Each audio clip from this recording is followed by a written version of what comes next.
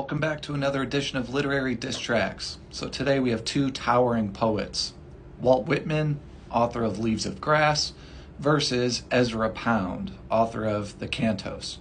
Two major figures who revolutionized their respective literary periods, as well as two poets that have been described not simply as egotistical, but even narcissistic.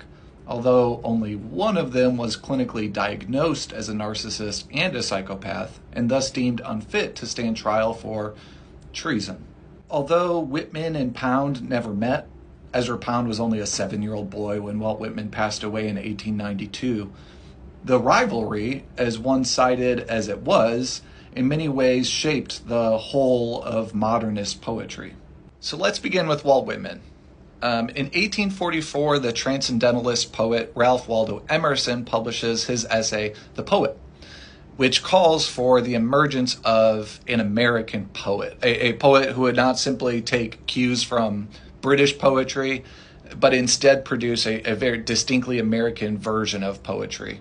Walt Whitman reads that essay and takes it upon himself to do precisely that. He writes Leaves of Grass, believing it will be the biggest work of poetry to ever grace the American soil. But instead, that first edition flops pretty hard. That is, until he gets a letter from Ralph Waldo Emerson, who read the work and sings its praises, famously writing to Whitman, quote, "I greet you at the beginning of a great career."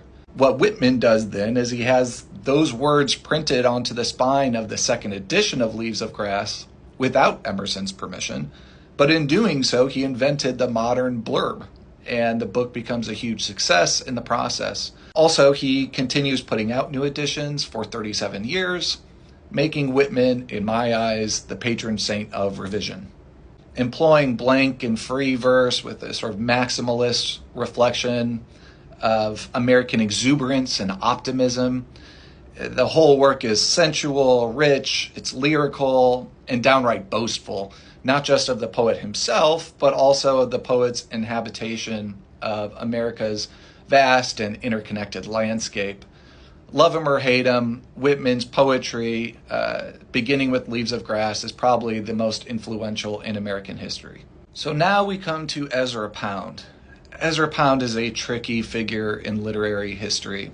On the one hand, he is like the modernist. He was at the center of almost every European literary circle after his expatriation, a mentor figure to the likes of Joyce, Hemingway, and T.S. Eliot.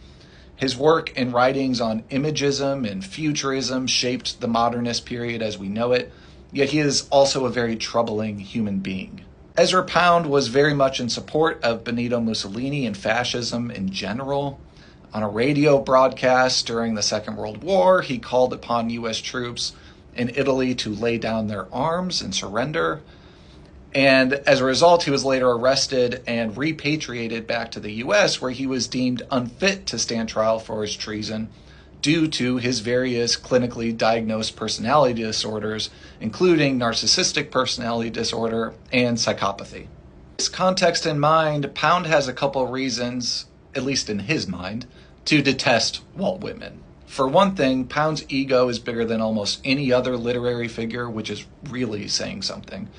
So of course he'd resent Whitman's large shadow.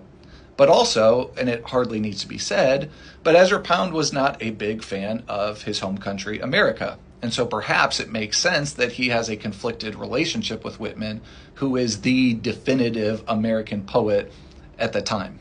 In an essay entitled What I Feel About Walt Whitman, Pound begins by recognizing Walt Whitman as America's poet.